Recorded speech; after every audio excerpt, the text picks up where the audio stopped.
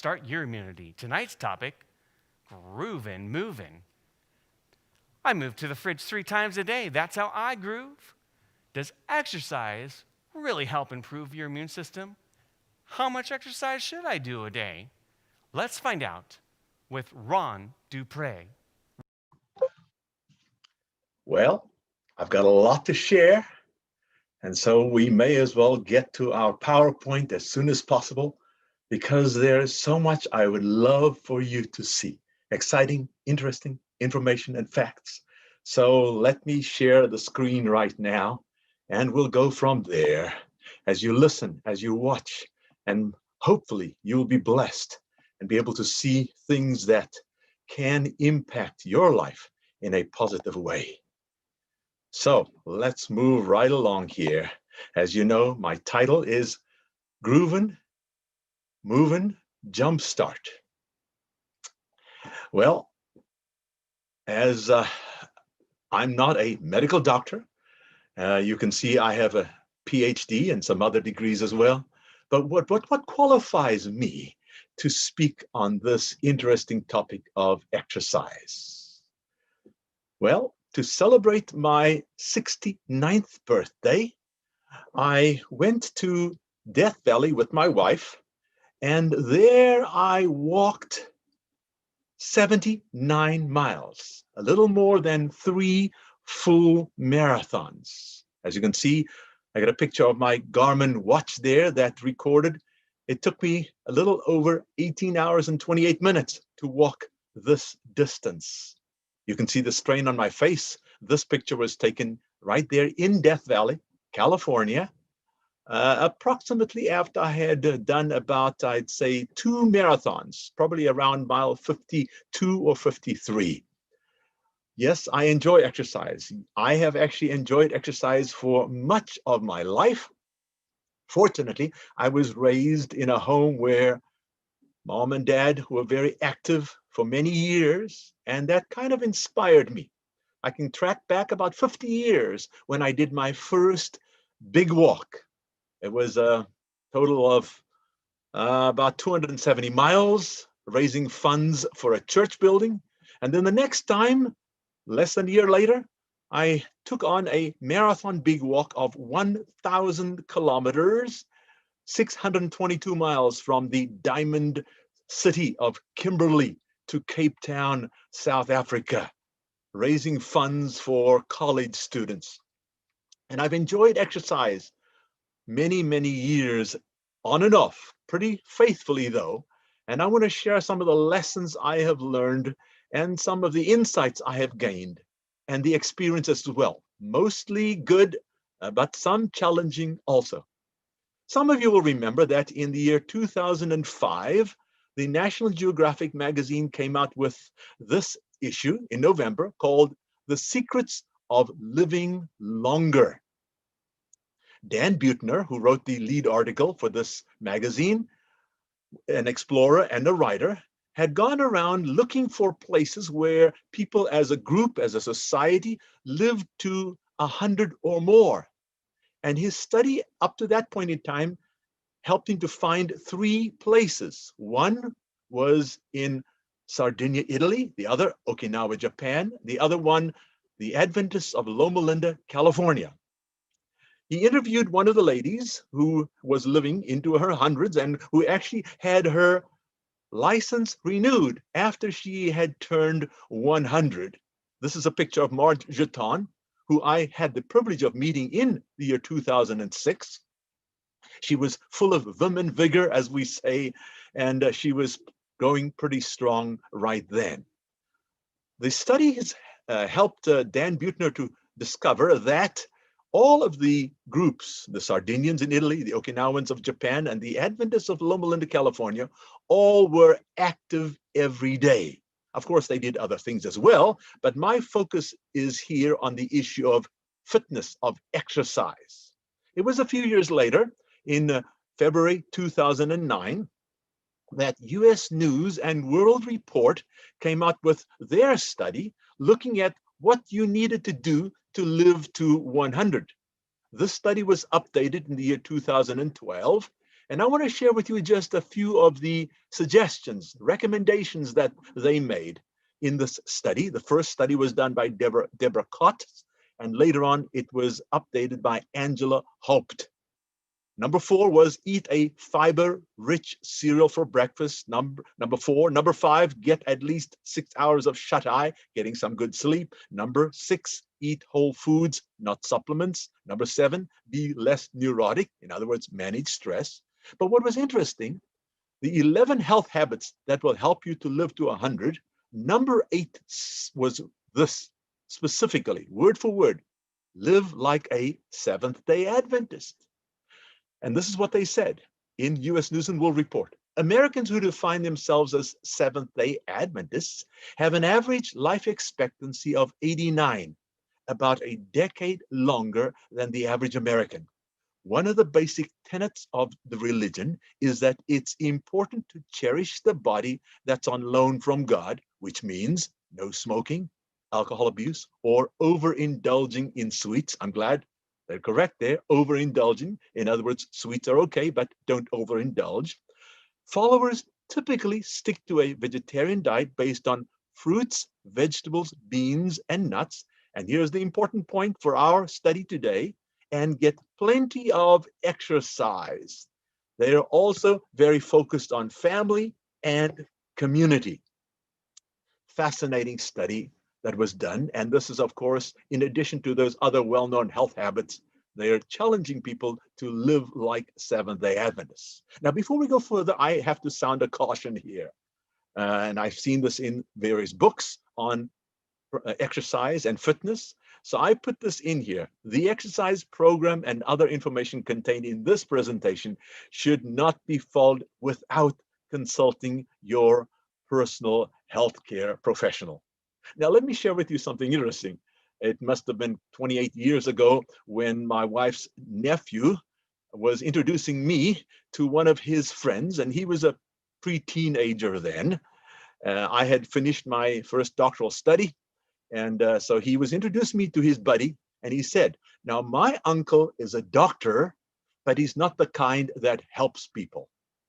Of course, he, as a kid, was thinking that the only doctors that help people are those who are medical doctors. I have doctoral degrees, I've studied. But what I'm going to be sharing here essentially is showing what I've learned from others who are qualified. I've collated the material, I've put it together, as well as had opportunity to put it into practice in my life. So stay with me as I share lots here. Number 1, the many benefits of exercise. Number 2, the crucial daily workout plan I'd like to suggest. Number 3, resources both from books and online. Number 4, steps toward new health habits. Number 5, some lessons I've learned, etc., along the way as I have enjoyed healthy living for many decades. The book that Dan Buettner came out with after his first article there in National Geographic magazine on the different societies who live longer, he called the book The Blue Zones. And then he went and interviewed Dr. Gary Fraser and Dr. Terry Butler there at Loma Linda University Medical Center. And this is what they shared.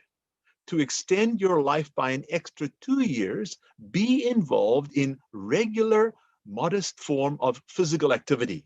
This seems to decrease some cancers as well as heart disease. And this you can find on page 133. Incidentally, I've recently read somewhere where they suggest it could extend your life by as many as 5 years from regular physical activity.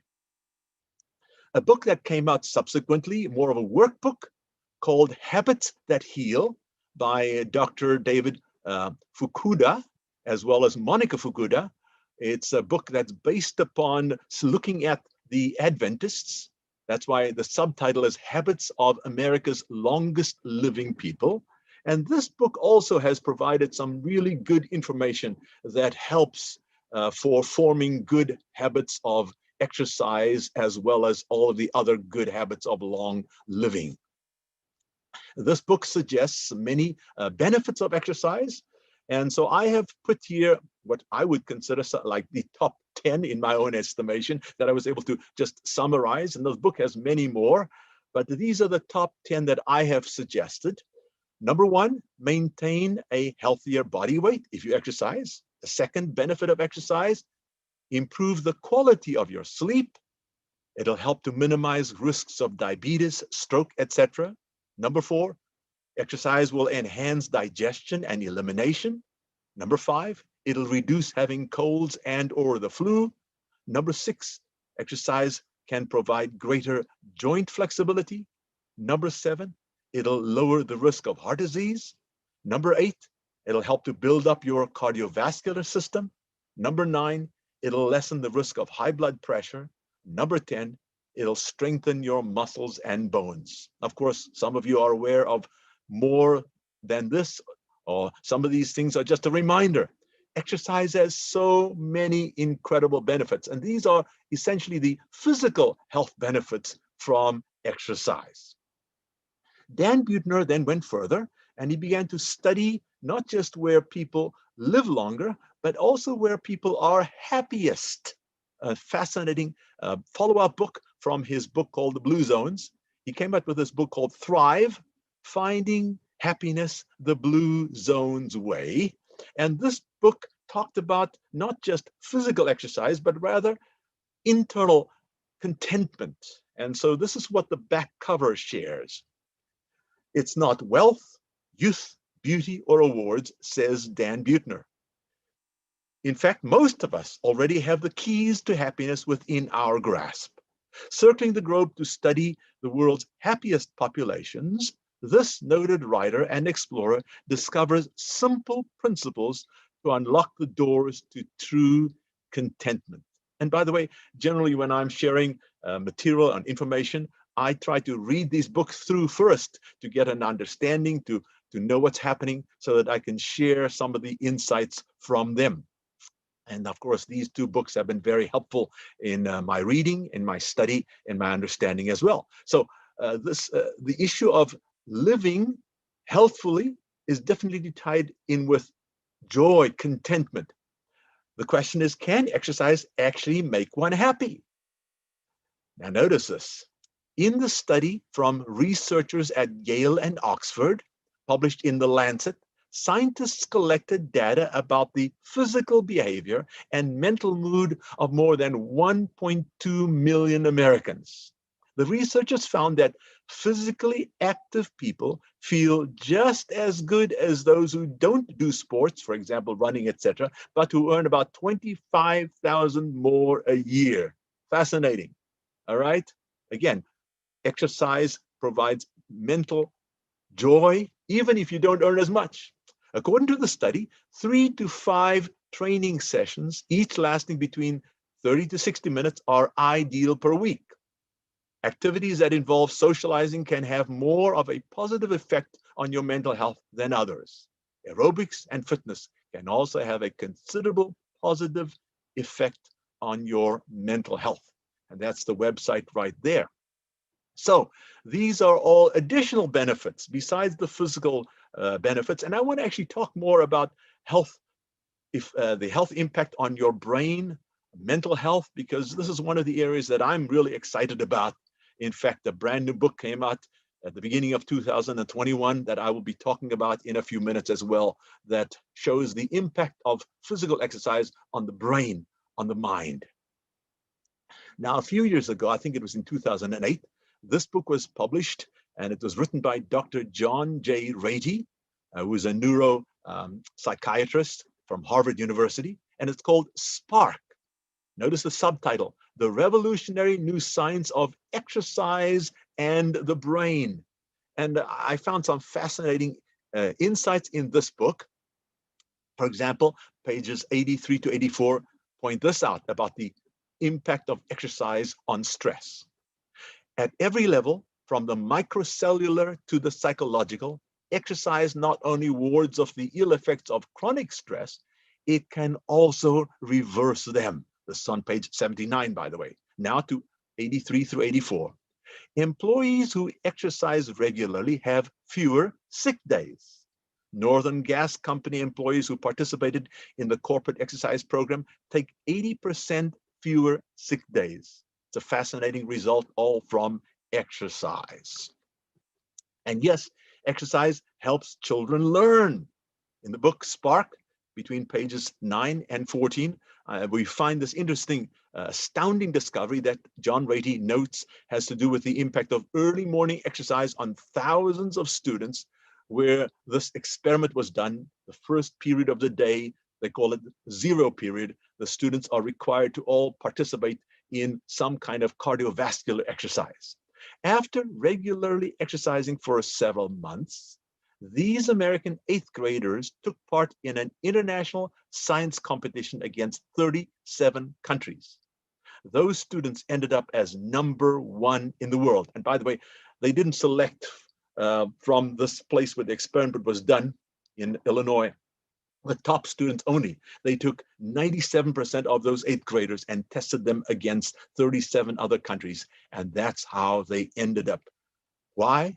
The evidence is getting clearer. It's exercise, physical health helped the students to learn better. Interestingly, exercise can also reduce conflict. Dr. Ratey's research revealed amazing things. For example, a junior high in Pennsylvania that required morning cardiovascular exercise during the first period noticed they had fewer discipline problems. I quote now, "Not a single fistfight among 550 junior high school kids since the year 2000. And I add, teachers, listen up. Imagine if exercise, getting all of our students to exercise, can help to reduce disciplinary problems. This is from the book Spark, between pages 31 and 33. Some years before that book, the same Dr. John J. Ratey, he had published a book, got a book published called A User's Guide to the Brain. And already, this is 20 years ago, this book began to share some interesting insights. For example, pages 35, 178, and 362 had these things to say. Studies also show that children who exercise regularly do better in school. Now, this is 20 years ago, by the way. Our physical movements can directly influence our ability to learn, think, and remember. Routine physical activity may also help us solve problems we're stuck on. When we start moving, we activate the brain. Now, that's amazing. We often think of physical exercise as improving and enhancing our physical body, but this is interesting how for a couple of decades now, the scientists and the doctors are discovering how it impacts the mind. Does exercise affect depression? How does it? Well, same book, pages 359 to 360. Better self-esteem is also a known effect of exercise. Short sessions of vigorous exercise, usually in a program that lasts for several weeks, seem to be the most helpful for mild to moderate depression. There is also the psychic benefit. One instructor observed that as adult students gain control over their bodies, they also gain control over their lives. And so as we talk about the concept of exercise, I'm hoping that we can realize that it isn't simply physical benefit. It impacts our entire beings. It helps us in so many incredible ways. And I'm going to share with you some personal experiences in a short while here. Notice, research shows that just a brisk walk will bring health benefits, from reducing the risk of heart disease, heart attack, hip fractures, diabetes, and colon cancer, to lowering weight and blood pressure. Of course, everyone knows that exercise is good for you. This is in that same book of 2001. Now, a well-known health reformer from a century before, E.G. White, put it this way: the lungs are forced into healthy action, since it's impossible to walk briskly without inflating them. Now, the reason I want to talk a bit about walking is this, because often when people talk about exercise, we may think of runners. And yes, I still enjoy running, but we have to realize that even walking, just a brisk walk, can provide tremendous health benefits. Now, I was actually running about 20 years ago when I started having some knee problems. And so I switched to walking. And incidentally, going back into the 70s, I was already walking back then. There's a picture of me back in the 1970s. But I got involved and enjoyed walking more and more, and then had the chance to train under Martin Rudeau, who is a former Olympic coach, race walking coach for the United States. And he has a book out called Advanced Race Walking. As you can see, I've read it with the edges are frayed here a little bit. I've gone through this, and I found some very good hints and tips and suggestions for how to walk for serious health. I've taken it seriously, as I said, for 20, 30 years now. And here's a picture of me in Arizona getting a fast walk in. And I enjoy walking. It helps to keep me in good shape, and it minimizes impact so that I have fewer knee or hip problems. Back in the 1990s, I joined a group of probably 10,000 or more walkers and runners in South Africa for the Comrades Marathon, which was a distance of around 55 miles. And up on the right front, I've circled myself there, participating in this long distance ultra marathon. It's the equivalent of about 2 marathons plus about a 5K, and it's the best known and, of course, best attended ultra marathon in the world. I'm from South Africa. At that point, I was living in the United States, but I went back for this tremendous experience back in 1994. I then, of course, also got others involved, got students at the college where I was teaching to participate in an AIDS walk for abstinence, because in the 1990s, AIDS was such a challenge, and having young people go out and encourage other young people to avoid drugs and sex outside of marriage, which were key ways to stop the spread of AIDS back in the 1990s. I had the chance also to encourage others, a group of people who walked to stay fit. So walking has many benefits, and it's fun to do it with others. Sometimes, such as when we were going for a hike in Death Valley with a group of friends. And of course, walking has so many benefits besides fellowship and getting a good workout as well. And back to just, several weeks ago, when I completed the 79 miles in Death Valley to celebrate turning 69 years of age. I want to share with you some workout tips for daily walks, 7 of them. If you have your camera, your cell phone ready, you want to take a picture of this. And of course, you go to the website there that I've got on my screen where there are more tips, but I've selected these 7 for daily walks. Number 1, use proper shoes, proper clothing, proper hat, etc. Number 2, warm up, then do some dynamic stretches. Number 3, focus on your form to minimize injury. Number 4, pick up your pace with interval training. Number 5, use technology to your advantage. You can use your watch, some music to motivate you. Number 6, add some stairs or hills for intensity. Number 7, cool down, then stretch a bit more. 7 excellent suggestions. And of course, there are more there on that website. Of course, I enjoy running as well. When I did that 1994 walk in South Africa, the 55-mile walk, it was then that I met Alberto Salazar. I bought his book later on, The Guide to Road Racing, and I've read this book and found some helpful hints and tips in it. These books also inspire me, challenge me. Here's a book by Bruce Fordyce. He was called Comrades King. That 55-mile race, Bruce Fordyce won 9 times. He was well known in South Africa, an incredible runner. And I had the chance to meet Bruce as well about a decade or 2 after I did the walk the first time, that 55-mile walk. Dick Beardsley, the book on the left, Staying the Course.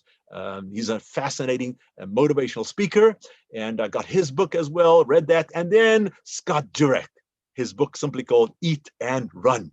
And of course, Scott was well known as one of the foremost long-distance ultra-marathoners we've ever gotten to know in the United States.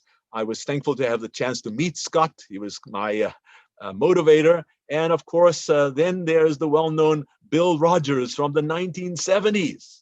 He was the one that indirectly was my motivation to get into running in the 1978. Bill came to our university as the main promoter for the race we were doing there. And it was in 2012 when I eventually personally again met Bill and thanked him for being a motivation to get me into running and, of course, a healthy lifestyle as well.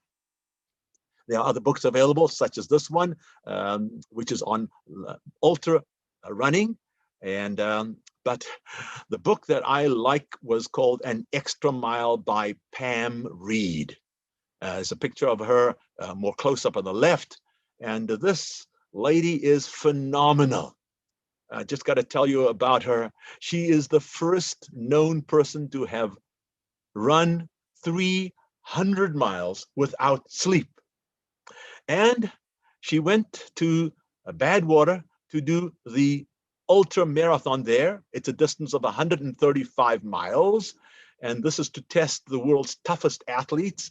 And Pam went and ran that race in the year 2003. One more thing I must tell you before I tell what happened in that 2003 race. The race is scheduled for July, the hottest time of the year in Death Valley. You notice the name, Death Valley, because that valley gets extremely hot in the summertime. And they choose the hottest time of the year to test how strong these athletes are. And then they start at the lowest point at Badwater, 282 feet below sea level, and they go up to the portals of Mount Whitney, 135 miles, more than 210 kilometers. And that year in 2002, Pam Reed won the race. Yes, she beat all the men as well. And people were like, no, this is a fluke. This is amazing. She came back the next year, 2003, and she repeated it. She won the Badwater 135-mile race. So Pam Reed is one of my inspirations, one who urges, challenges me, encourages me. If Pam Reed can do this, then so can I. I've been inspired by others, inspiration from others, such as this guy, Rudy, who had no legs, who was doing a triathlon. I saw this in the newspaper. I had to get this in. Incredible. Even without legs, he was remaining fit and strong. Some of you have heard of Nick, who was born without arms, without legs, and he is incredible. He's got a book out called Unstoppable. Another one of my inspirations is Nick Vujicic. Then, of course, there's Damien, who I met at a race in California a few years ago. You'll notice that his one leg has been amputated. What was the reason? He was out cycling one day when he got hit on his bicycle, and the driver who hit him did not stop, but dragged him underneath the vehicle for hundreds of yards, hundreds of meters. Somehow, Damien survived, rushed to the hospital, surgery, and they had to amputate his leg. But Damien didn't quit. And instead of giving up, Damien came back and started an organization called Finish the Ride, Run, and Roll. This is rollerblades. And he encourages others and does a race, and they started a group called SAFE. Streets are for everyone. And I was thankful to have a chance to meet Damien at one of the races that he organized. So he is an inspiration to me. By the way, almost 2,000 years ago, Paul wrote, and he was obviously aware of the Olympics. Remember that in a race, everyone runs, but only one person gets the prize. You also must run in such a way that you will win. All athletes practice strict self-control. They do it to win a prize that will fade away, but we do it for an eternal prize. So, Paul says, I run straight to the goal with purpose in every step. I am not like a boxer who misses his punches. That's from the New Testament, a book called 1 Corinthians chapter 9, verses 24 through 26 from the New Living Translation. The book I bought most recently, that came out in January 2021, is by well-known Dr. Sanjay Gupta, and the book is called Keep Sharp, Build a better brain at any age. And this book is just, I only had a chance to read one chapter, chapter 4, from which I want to share some conclusions. This chapter is called The Miracle of Movement. And I quote firstly from page 97. When people ask me, Dr. Gupta says, what's the single most important thing they can do to enhance their brain's function and resiliency to disease, I answer with one word: exercise, as in move more and keep a regular physical fitness routine. Truth is, even if you've never maintained a consistent workout in the past, you can start today and have quick and significant effects on your brain's health. Still on page 97, Gupta says, fitness could very well be the most important ingredient to living as long as possible, despite all the other risk factors you bear, age and genetics included. And while it may seem hard to believe, exercise is the only behavioral activity scientifically proven to trigger biological effects that can help the brain. And if you have not been exercising, starting today can significantly protect your brain later. It's never too late. So if you're watching this and you're saying, oh, I've not been exercising, I love what Dr. Gupta says. It's never too late. You can start today. On page 111, Dr. Gupta says, exercise includes a combination of purposeful aerobic cardio work, for example, swimming, cycling, jogging, group exercise classes, strength training, for example, free weights, resistant bands, gym machines, mat Pilates, lunges, squats, and routines that promote flexibility and balance, for example, stretching. It also includes leading a physically active life throughout the day. For example, taking the stairs instead of the elevator, avoiding prolonged sitting, and gardening. So exercise includes a lot of different activities. Dr. Gupta continues, and these are from chapter 4, pages 100, 101, 113, 114. According to the Centers for Disease Control and Prevention, fully 80% of Americans don't get enough regular exercise. And Dr. Gupta says, brisk walking can do it. The keys to the longevity kingdom, however, were bestowed on those who worked out for 450 minutes per week. I mean, you may think that's a lot, but that is 1 hour, 15 minutes per day, 6 days per week. And this you can find, for example, in the journal JAMA, the American Medical Association, Internal Medicine, June 2005. Amazing. And brisk walking, again, you don't have to go and run or be a super triathlete or an ultra long distance marathon runner. Amazing results. Now I want to take you back to a personal story, because back in 1998, I had a major accident. I was on the top of a ladder climbing into a tree while serving as a missionary in Zimbabwe when I fell onto the concrete driveway, broke both my wrists, shattered my right heel, and sprained my left ankle. That was 1998. Unfortunately, the best treatment was not available at that time in Zimbabwe at the hospital I went to. Then I was taken to another hospital after that, where they intubated me because I was starting to suffer from what was called ARDS, acute respiratory distress syndrome. They intubated me, and they were in a fight to save my life. My oxygen level plummeted to basically the level of a corpse. Thankfully, I had people right there in Zimbabwe and other parts of the world who were praying for me, and I thank God for their prayers. I was airlifted, taken in an air ambulance from Zimbabwe all the way to Switzerland, where I was operated on. Here's a picture of my right foot with some titanium plate in it, and most of the screws are still there to this day. This is a picture from the outside with a blood drainage tube there. And of course, I couldn't walk after that. My heel was too sensitive. So what did I decide to do? I began to join, got a group of others to go with me, and we went on a long bike ride. Then we did a longer one, a bigger one called More Students, Stop the AIDS Cycle. with students and others from Toulouse University.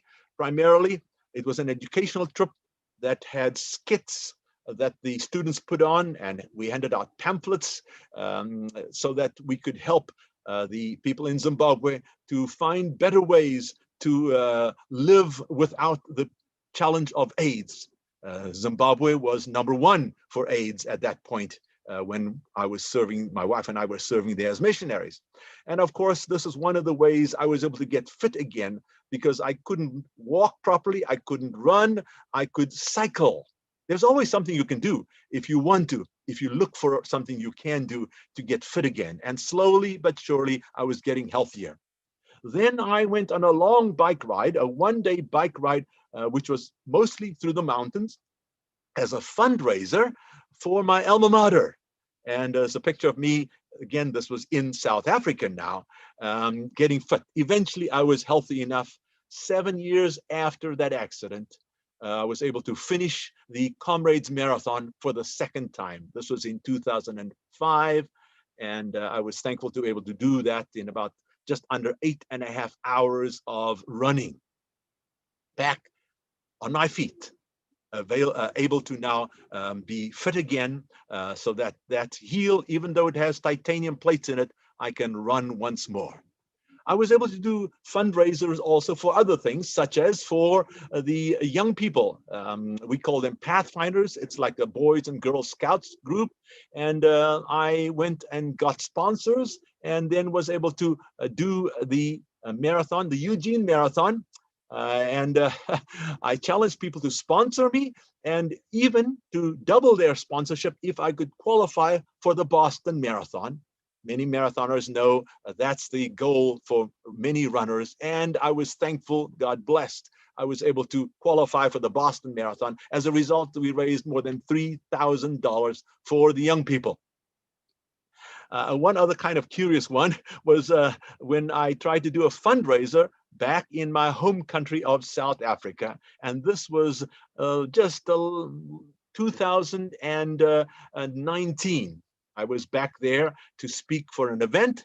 And this is shortly before I was going to be turning, I believe, 68. I challenged a group, and I said, anybody want to come out and climb Table Mountain with me from the lower cable station to the upper cable station? And the challenge was that anyone, regardless of age, who had gone to that school, if they could beat me to the top. Now, remember, I'm in my late 60s at this point in time.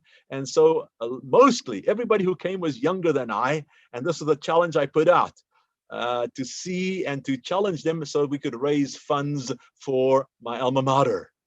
Well, don't know how to say it except that that day, no funds were raised. In a nutshell, none of these young people, whether they were in their teens, 20s, 30s, 40s, 50s, or whatever, none of them were able to get to the top of the mountain, to the upper cable station ahead of me. And I'm not boasting, I'm just saying I'm thankful. I praise God for the chance to live healthfully. And it was several minutes, I think about 10 minutes before the next one or two young people got to the top. So this was a fundraiser that did not work out, but hopefully it challenged these young people to get fit and to live a healthy, active life. There are other books I want to recommend right now. One is by Matt Fitzgerald called Cross Training, which I found helpful in some years ago. Of course, there's Dave Scott's triathlon training. Dave Scott was one of the top triathletes in the world, and some good ideas here in this book. Then there's a book on stretching with Bob Anderson. But of course, I don't just want to talk about some of these things that we do for special exercise. There are kind of what I call the normal ways to get exercise as well, which includes core performance from things such as working in the yard. Yes, this is me actually right there in Michigan when the weather was good, cleaning up. And of course, I chose not to have a rider lawnmower so that I could be walking, getting miles as well, doing it this way. So one can get exercise in other ways besides running, walking, through just doing things at home. In Michigan, of course, there's a lot of snow, and using a snow blower or a shovel also gives you a good workout. Even inside the house, doing some vacuuming, it's another way to get some exercise as well. One of the more recent presentations I came across was by Dr. Wendy Suzuki. She's a brain neuro scientist, and she had a TED talk of less than 15 minutes called The Brain Changing Benefits of Exercise. She did this in November 2017, and I want to quote in just one slide from what she said. Exercise is the most transformative thing you can do for your brain today. A single workout that you do will immediately increase levels of neurotransmitters like dopamine, serotonin, and noradrenaline. My lab showed, she says, that a single workout can improve your ability to shift and focus attention, and that focus improvement will last at least 2 hours. Studies have shown that a single workout will improve your reaction times, better mood, better energy, better memory. Think about that, just from a single workout. So exercise is so important for the brain.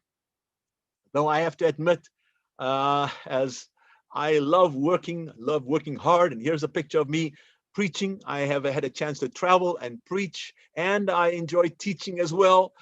Doing this in addition to my full-time job, frankly, I was overworking, as many of us tend to do. And as a result, I began to suffer from burnout, to the point that when I was just 63 years of age, I retired. And here's a picture of me retired. Yes, because I knew I couldn't continue working, couldn't continue doing what I was doing at the pace that I was doing it.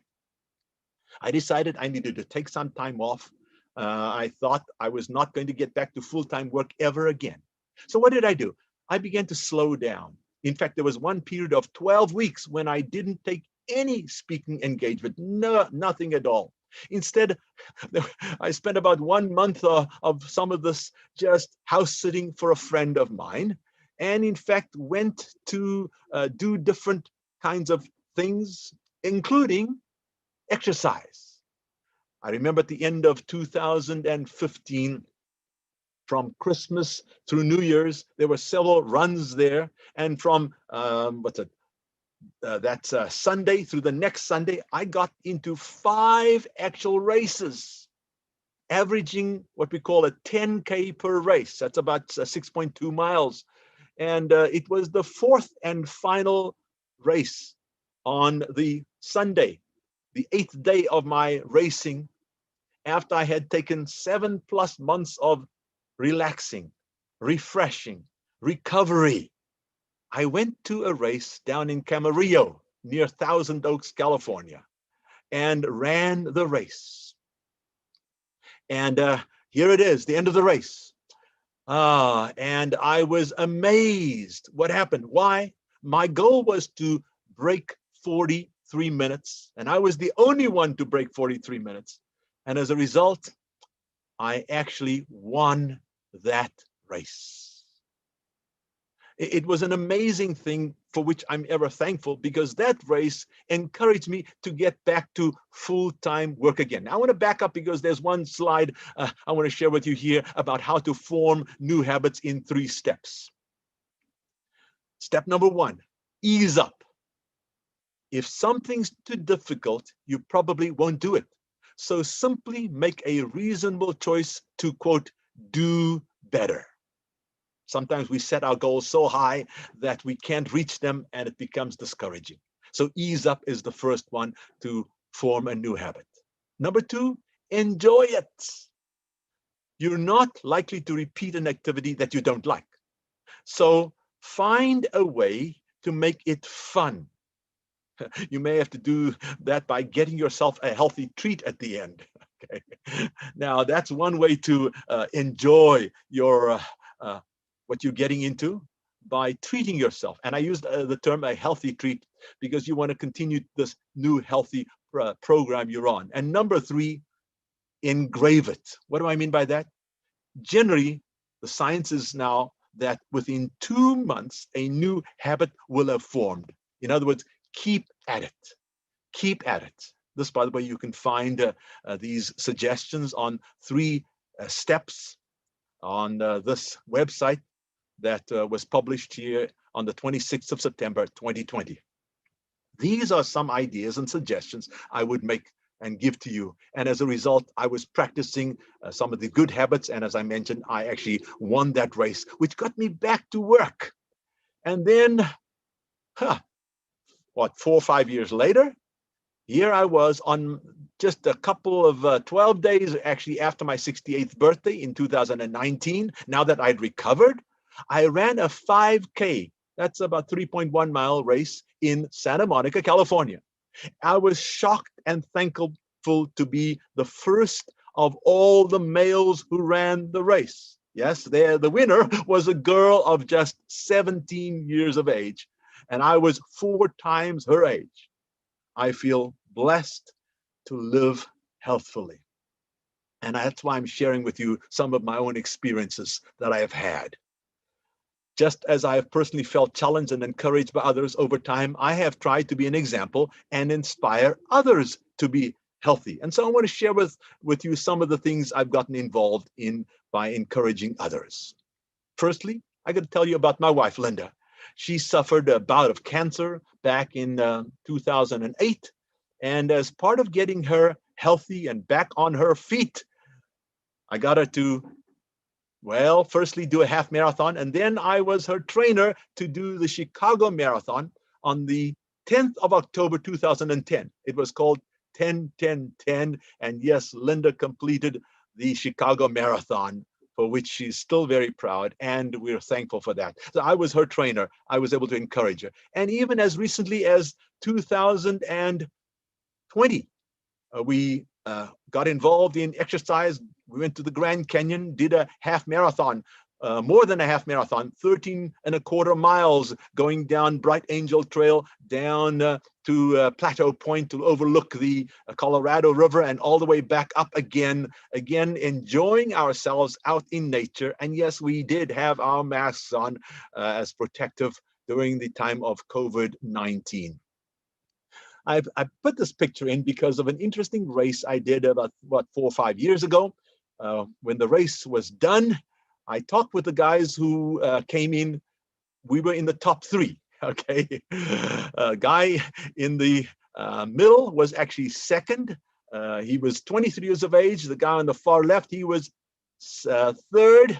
He was 43. And here I was in my mid-60s. And as we compared notes at the end, I will never forget how the gentleman on the left with the bigger beard turned to me and said, "When I grow up, I want to be like you." And that was an encouragement to me when he said that, because this 5K race that we had run with several other runners, scores of other runners, I had actually won the race when I was, I think, 64 or 65. I had not set out to do that. I just set out to do my very best. So it's encouraging to be an encouragement to others. I enjoyed running with teenagers. This is me running with an 18-year-old. Of course, we were on a gravel road, and as we were going downhill, I remember looking at my watch, and we were downhill on gravel, and the fastest we got to was running 5 minutes and 45 seconds. And here I was in my mid-60s running with an 18-year-old, Elliot, a good buddy of mine. So these are other experiences I can enjoy. When I was in South Africa, I encouraged others to go and climb Table Mountain with me, from the lower cable station essentially up to the upper cable station. And the largest group I recall was more than 40 people who joined us for this hike up to the top and back down. It was again an exciting time, just to encourage others to do that. A picture from the top of Table Mountain with some friends looking down thousands of feet down to the ocean below. In about 5 years ago, in 2016, a good buddy of mine by the name of Dr. Kelvin Kim, a dentist, heard about something I wanted to do, and that was run across the Grand Canyon, there and back, a distance of 48 or so miles from the South Rim to the North Rim and back to the South Rim. My goal was to do this as a fundraiser for one of the churches I was working at that time. And Dr. Kim said, "Can I join you?" And I said, "Absolutely, you're welcome to do that." And then he shared it with others, and other people wanted to join us. And as a result, a new group was organized. It's an online group now. We have more than 3,000 people online, and it's called the F5 Challenge Group, where we are involved in promoting healthy living and a healthy way of living with many others, young people, etc., throughout the world. We have groups in different places as well. And in 2016, we did our first Grand Canyon Challenge. And there were a total of 6 of us who did the double rim to rim to rim. And about, well, 3 dozen, I believe, close to 35, 36 went rim to rim, about 24 miles across the Grand Canyon from the North Rim to the South Rim. This is a picture of the half a dozen of us who did the double, just celebrating at the end, a distance of close to 48 miles. That's more than 75 kilometers for those who keep track in kilometers. And here we were celebrating at the end, a chance to encourage and inspire others. The group has grown. We went to the Grand Tetons in 2017, and every year we've tried to have at least one major annual event with other local ones. Of course, in 2020, it was canceled due to COVID-19. Then my wife and I, Linda and I, went to serve in Bangladesh. And of course, it's a majority Muslim country, and I was serving there as president of the college there, the Bangladesh Adventist Seminary and College, and I wanted to get the students fit and healthy. And we were standing on this water tower, is where I would then lead out hundreds of students. I think about 500 of our students would come and exercise. We do calisthenics there, and we had different coaches who would lead different groups. Here's a picture of part of the fun of serving as president of the college was running with the students. These are the boys running with me, and of course the girls would run as well. As you can see, barefoot. They didn't have the tennis shoes and the running shoes that we have here, and even the clothing that we often have, but these students clearly were enjoying it. In fact, we started an exercise program 3 times per week. And I found it interesting that the dorm dean, the men's dorm dean, came to me one day and said, the students want to have this 5 times per week. And incidentally, when did we do this? We started every morning, 3 times a week. Our first period of the day, 5:50, yes, 10 till 6 in the morning, to get the students awake, alert. And of course, it's the best thing to do to get them up and to get them moving. All the students who completed the 5K race, by the way, that I organized, got to go to the capital city of Dhaka and earn a medal. And this is what I was doing while we were serving in Bangladesh, to encourage and inspire others to stay healthy. I took a selfie when I was out jogging one day. The gentleman in the yellow t-shirt there, he is our tech guy as well as a science teacher. And he had been very sickly.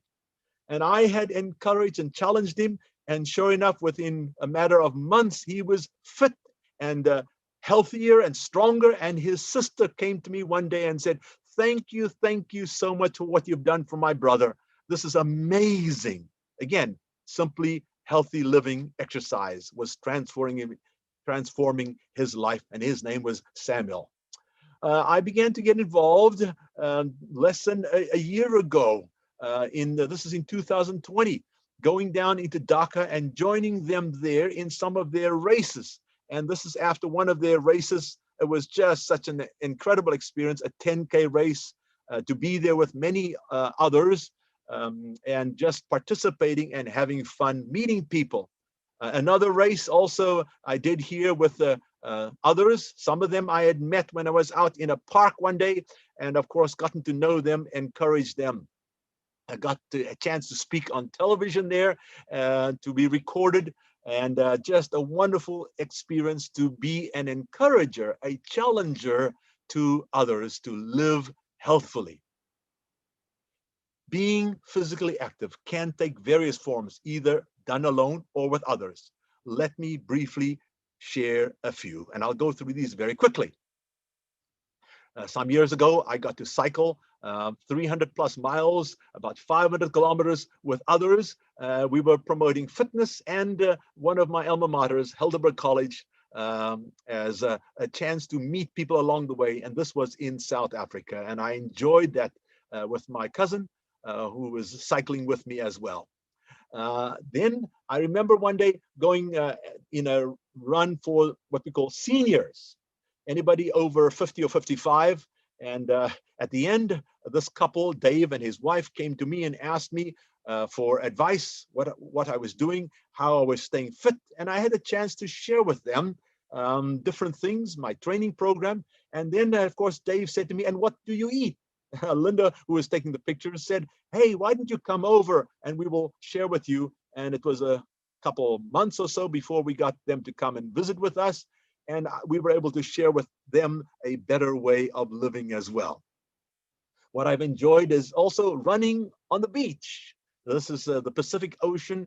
There was a race there. And for me, one of the enjoyable things is to run with kids, teenagers, 20-year-olds. And this is one of the things I enjoy very much. Sometimes a bit risky, I guess. We were doing some cliff jumping into a river in Oregon, diving into a dam here in Arizona, swimming at a pool at a hotel here in Nevada.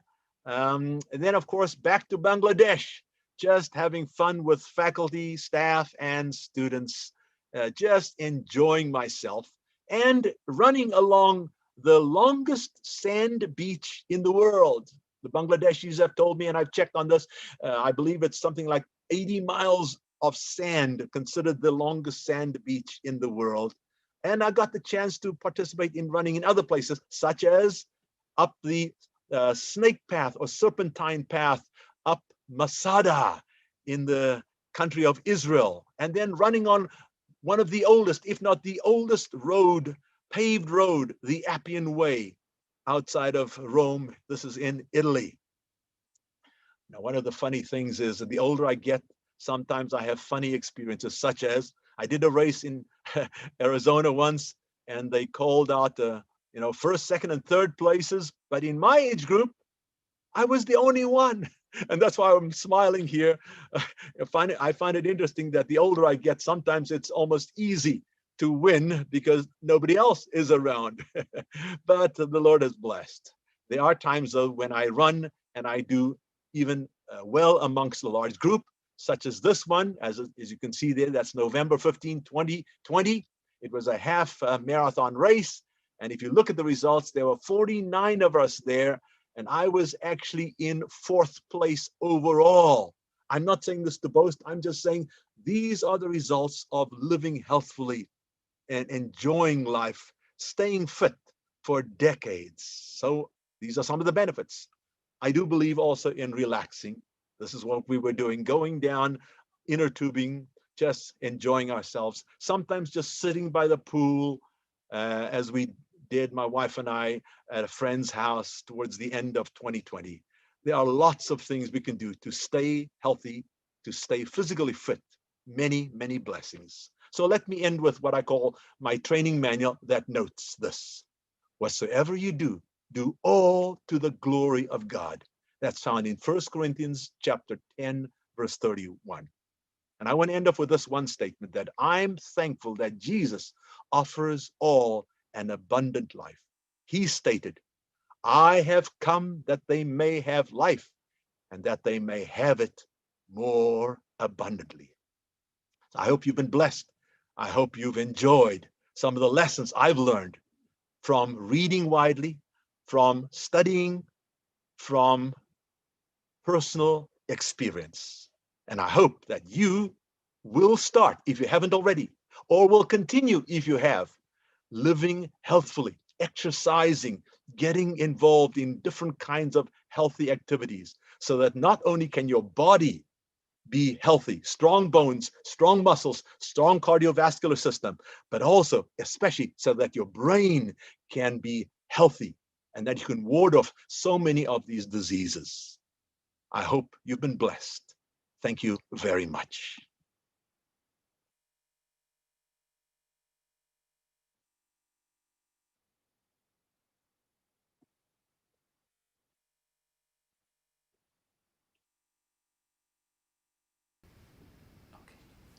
All right. Thank you so much. Thank you, Ron. I've learned quite a lot about exercise. I myself, I actually have a hard time actually getting myself motivated to exercise, so this is really encouraging for me. Um, I do had a couple questions myself, actually. We have a couple questions here. One is weight training versus just regular exercise, like as in doing calisthenics, or what is better for you to help build your immune system or something like that? Um, Ask him to please unmute. Uh, you want to unmute your Zoom there. There we Okay. go. Can you hear me now? Yep. Okay, Seth. Yes. Yes. Um,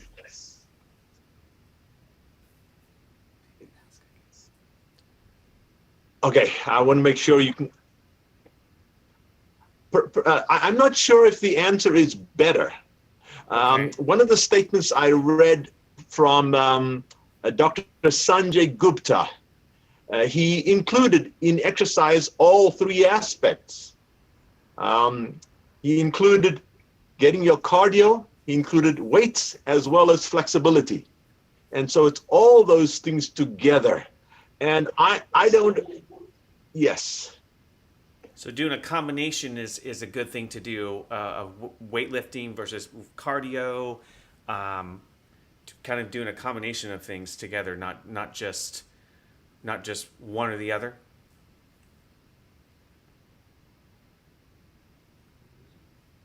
Did we lose? I think we might have lost for a moment. Yeah, we lost him. See if we can get him back on here. Give us just a moment here.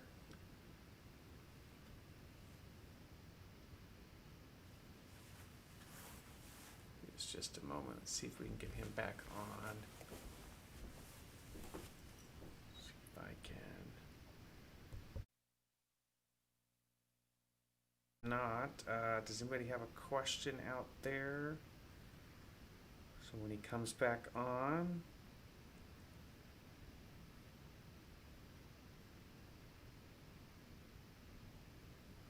Let's see what we can do here. If not, we may have to postpone it and do some email questions and get back possibly tomorrow night. We lost him for just a moment. Does anybody have any questions out there?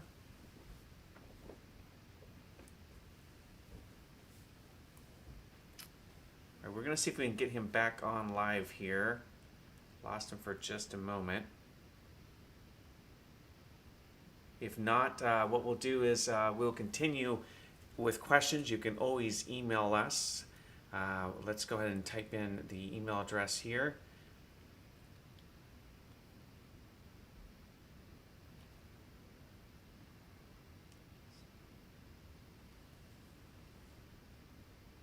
JSI dot IY HP at gmail.com. So once again, if you do have further comments, you can always email us at jasi.iyhp at gmail.com. Anybody else have any questions out there before we go? We're going to try to get Ron on for just a moment here, and then we will go ahead and wrap this up.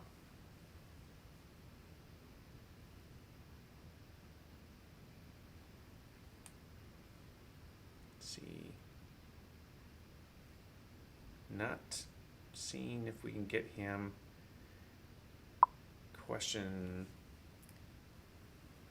how much did you exercise as a 10-year-old? Did you do weightlifting? When did you start doing marathons? Are there any marathons for 10-year-olds? We'll see if we can get that answer to you. If we don't get that answer tonight, we will do it tomorrow at the beginning of our presentation. We'll have just a small little question answer thing at the beginning of our presentation tomorrow. I'm not seeing been able to see to get him back on here. I haven't been able to get him back on, so Who's the next speaker? tomorrow. All right, well, not able to get him back on at this very moment, so let's talk about tomorrow. Tomorrow, if you have any questions about tomorrow's presentation, at the very beginning, we'll do a small little Q&A just to kind of wrap things up. And tomorrow, we will have for you our wonderful presentation tomorrow is going to be by Ernie Medina. And we will have him tomorrow. We'll be talking about Hydrate Me Jumpstart. So once again, tomorrow is Hydrate Me Jumpstart. And that is with Ernie Medina. So once again, join us tomorrow. If you do have any more questions, we will answer that question tomorrow. We'll answer the question regarding marathons for 10-year-olds and other questions. If you have any, once again, you can email us at jsi.iyhp@gmail.com. What is a good form of exercise for infants 3 months to 1 year? That is from Bonnie. Once again, what is a good form of exercise for infants 3 months to 1 year? We'll answer that tomorrow as well. So once again, we will have not been able to get Ron on, so we will try again tomorrow. See if we can answer that tomorrow at the beginning. We'll read off the questions that you had, read off the answers. Once again, you can email us at jsi.iyhp@gmail.com. Thanks again. Thank you, Ron, for that wonderful presentation you gave us. Look forward to seeing all of you back here tomorrow night. Once again, 7 p.m. Pacific time, as we learn about Hydrate Me Jumpstart. What is good about hydrating Jumpstart? What is it going to do for your immune system? Let's find that out tomorrow with Hydrate Me Jumpstart. Thanks, and have a great night.